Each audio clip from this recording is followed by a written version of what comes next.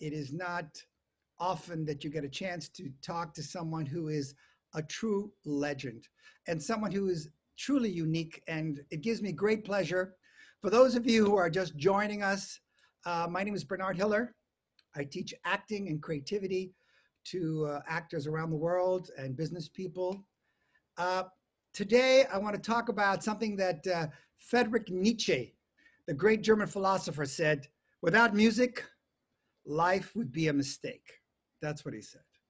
And that is what I think about the great Paul Oakenfold that we have today. And I told Paul that I have to give him an introduction. But as I give him an introduction, I also feel that he is not someone that you could label. So I'm going to give you a few labels. He is an incredible, legendary DJ, artist, producer, record label, film composer. Paul was the first really superstar DJ. Before that, people were just kind of playing music and other people were sort of dancing. He has played Madison Square Garden to Hollywood Bowl. He was the first DJ to play Glastonbury, to Coachella, the Great Wall of China. Who can say that? Today, I want to learn what it takes to become a legend. Where does his drive, his creativity, his artistry come from? That's what interests me. And there's one more thing that someone said, which I love. It says, people come to worship at the Church of Oakenfold. Your music, people come. And so the church is in session. There he is, the one, the only, Mr. Paul Oakenfold. How are you?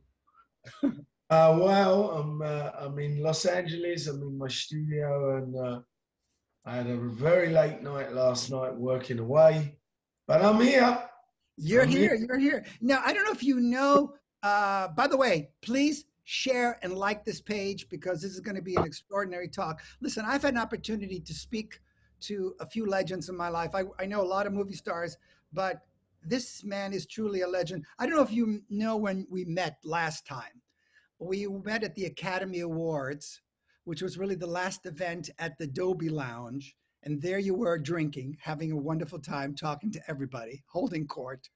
And there I was with my son, and there is the great Paul Oakenfold. So I know if that was really, it's unbelievable. How are you doing right now with the pandemic? How is this affecting you? I think like many people, good and bad.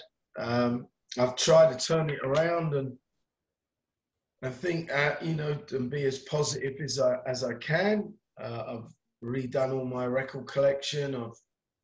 I've started to look at my books. I've actually looked at it that, I was going at such a pace. I think many people were, that this pause on life has come about, and it's given me time to really think and about what I want to do, where my life's going, my family, my friends, staying well, as I say, good and bad, really. It's it's in a way that's sort of a blessing. In a way, it makes us stop and recalibrate our life. You've even said one time that it didn't matter where you were as long as you had your friends around. What I want to know a little bit is that, can you tell us a little bit about your background, what you have done and what you've accomplished? And I realize that I've only even known just a little bit. I want to know what is the thing, the driving force? Tell us a little bit about your childhood, your schooling. Tell us a little bit about that. I was very fortunate, even if you want to call it lucky. But my mum and dad brought me up, I believe, in the right way.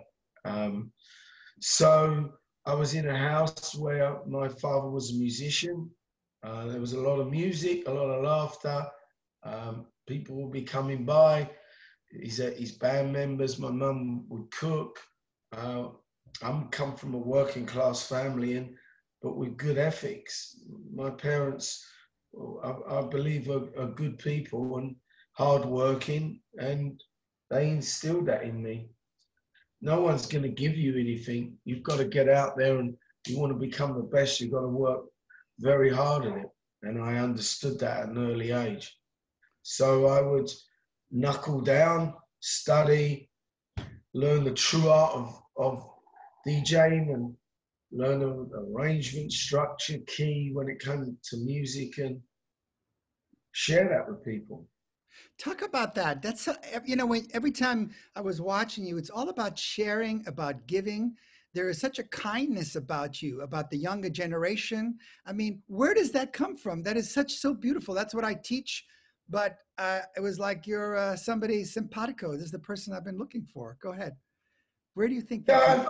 Yeah, I think it's when you're performing and playing music, that's basically what you're doing. You're sharing it with people in that room, in that stadium, wherever you are. So it's part and parcel of the makeup of a performer, of an artist, that is to share, to give, to put yourself out there. Not everyone's going to like what I do, but all I can do is put my hand on my heart, try it, and give it my best. And people, if they enjoy it, great. If not, no worries.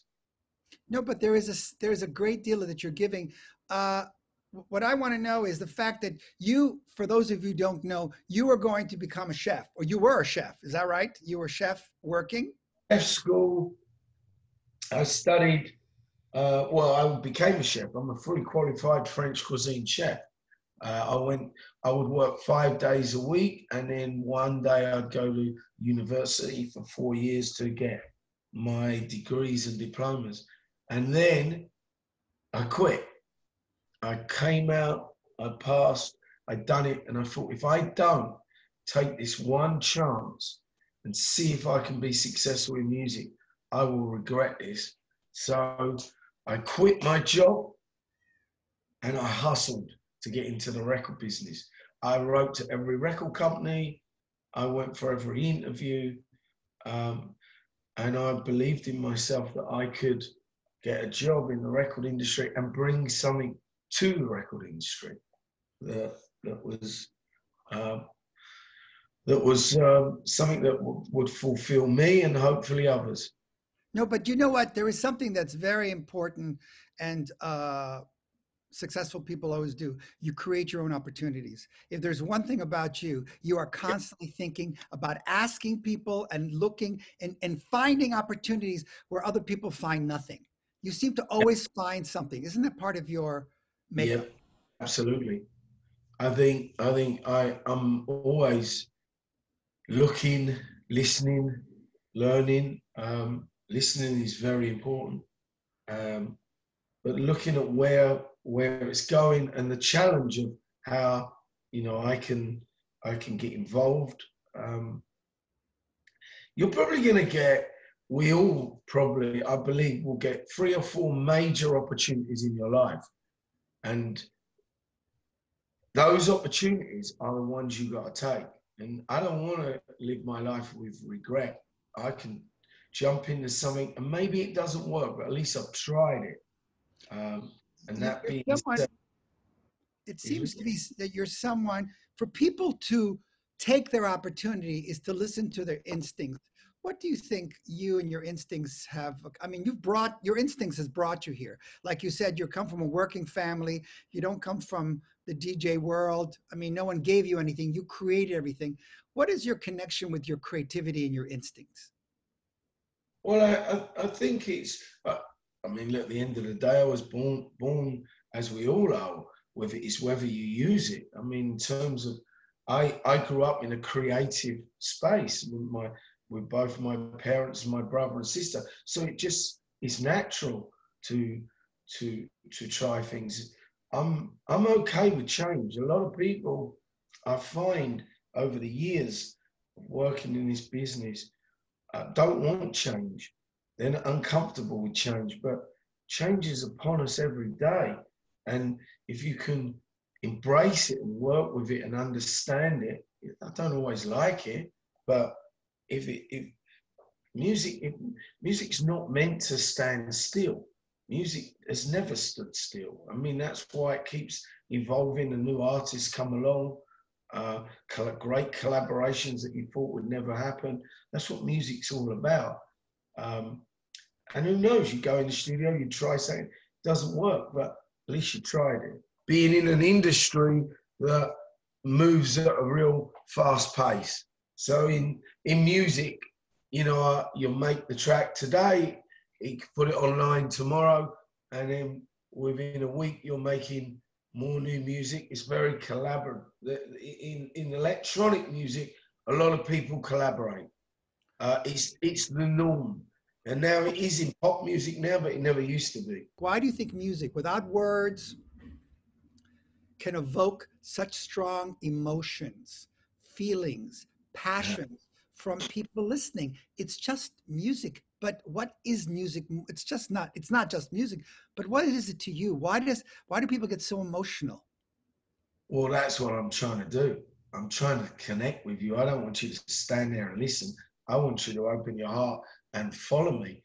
And if you let go and you embrace what I'm going to play and the journey I'll take you on, then I will touch your emotions, because that's music touches me in a strong, strong way. What does it do? Can you talk a little bit about that? What does it do for you? It pushes a lot of my buttons. It opens a lot of doors that are within me, emotions that can make me feel solemn, happy, tearful. I mean, many emotions. I just connect very, very strongly with music, and that's how when I do play, I play from within. What piece of advice would you give a DJ right now, that things that they should know? I'm talking about an emotional or spiritual things or personality wise, not technical wise, but what would you say they I should know? think A lot of them don't know. one of the most important things, as I mentioned, is your work ethic, understanding why you're doing it, love the music. You know, a lot of people get into DJing for what comes with it, the stardom, the money, girls, travel, but find who you are as a musician and play to your strengths. Playing to your strengths is really important. And preparation, I'd say 50% of what I do is preparation for the show. I have a box of music, probably 4 or 5 hours. I know what's the key, arrangement, structure. I know when to play something. How to play something is also really important.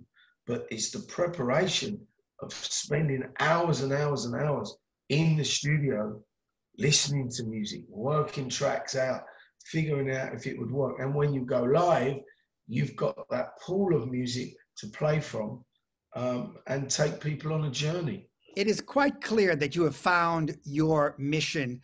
And that's really the thing about that. If you find a job that you love, you don't work again, and you love it. It's so you can work till 5 in the morning, you can work, artist or any kind of profession. If you love it, it's different. I want to ask you sort of a technical question, which is, what innovation in DJing or production would impress you today? What are you looking for in terms of some DJ? What are you looking for that goes like, oh, that's impressive for what they're doing? I'm what I look for is talent. I look for someone who's got the balls to play music other than the obvious tracks that a lot of people in music tend to play. DJs tend to play anyway. I'm looking for originality. I'm looking for you to take me on a journey. Your choice of songs, your arrangement and how you put them together. There's a lot that I look for, because there's so many DJs. Technology has made it really easy. So that true art of performance, of telling a story, has gone away to a certain extent. So I look for that. If you could talk to the younger Paul Oakenfold, what would you tell him that something that he didn't know that he should know? Because now you've been in it for so long, you are really a legend. What does the young Paul Oakenfold didn't know? Well, that's an interesting question, because the obvious answer is at school, I should have paid more attention. Pay more attention.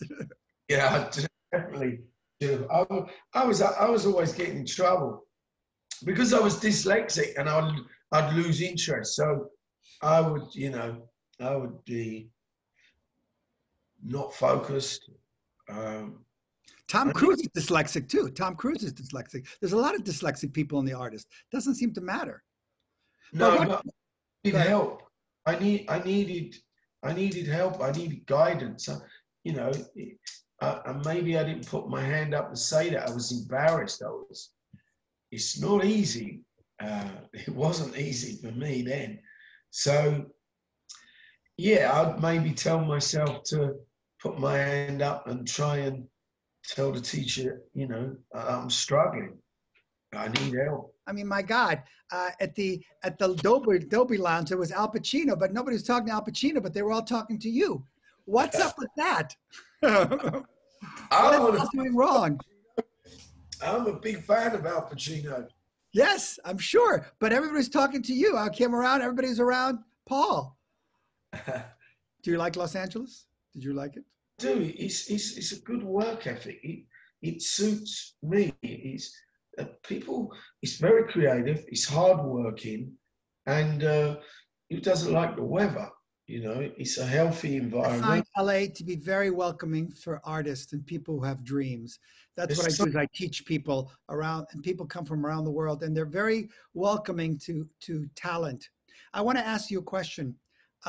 It's great when things are successful. When things don't go well, how do you deal with some disappointments or something that failed? How do you deal with some of the problems that have come your way? I'm sure people would like to know. How do you deal with it? You get up, you brush yourself down, and you go again. It's as straightforward as that for me. Not everything I'm going to do, I'm going to make, will be successful, and that's part of learning. But I'm like, okay, I've currently got my new single out at the moment. If it doesn't do as well as I hope it will do, then I just come with my next single. No, nothing stops you, which is the beautiful thing about you. Nothing. Someone said this is Oakenfold is an ox that's unstoppable. That was one of the quotes. I don't believe that people should be there to stop you. I believe they should be there to encourage and help you. So my attitude is just get up, brush yourself down, and let's go again. And it's as simple as that. You have DJ camps that you've had before. Is that true? Tell me about that. Yeah, I did. I looked for just down the road actually at the Los Angeles Film and Recording Studios. I held workshops for the next generation of talent, and we did over 3 days. I'd bring in an agent to talk to the DJ producer, because it's important as a DJ you make music. I'd bring in a lawyer so they'd understand every aspect of the business. So when you come and you step into this world, you don't get ripped off, because we've all been ripped off in music. It's just a weird industry. What do you see yourself doing now in the future? Are you waiting for things to just, you wait for things and you also create things. That's what I see from you, that you're waiting for inspiration and things taking a moment. Is that true? Yeah, I've found a new sound that I'm excited by, which is very cinematic, down tempo, with beats and songs, so there's a lot of combinations of different things in music that I've put all together, and it's working. So I'm really excited by that. That's why I'm getting ideas and just trying to do stuff that's of interest to me. When you've been making music as long as I have, you're always trying to find stuff. Songs are a big part of also what I'm looking for, working on. That's kind of where I am anyway at the moment. I have to tell you that my son took me to a place called Ibiza for the first time, and I'd never been there before. He was performing in Ibiza, and I did a master class. I did an acting master class in Ibiza. I'd been there twice, and Oh, it's dude. unbelievable. The electronic world was not something that I knew a lot about. And I just couldn't, because I said, so when are we going to the clubs? And I said, 11, 12 o'clock, 3 o'clock in the morning. I said, no, you're kidding. It starts at 3? Yeah. What other avenue starts at 3 o'clock in the morning? When I had my I had two residencies there actually. One of them at Pasha, I started at 4 in the morning, 4 till 7. 4 in the morning. That was the main slot, was 4 till 7. I mean, you don't go out till you go for dinner at midnight, Right. then you go to a bar, then you go to the club. You're on holiday, you could do it. I want to thank all the artists because I consider that everyone's life is a work of art. What you do, what you say, and how you live is the artistry that you leave behind. So until then, please share and like this page, pass it along. Paul Oakenfold, a one original. There's no one like him. And so I thank you until next time.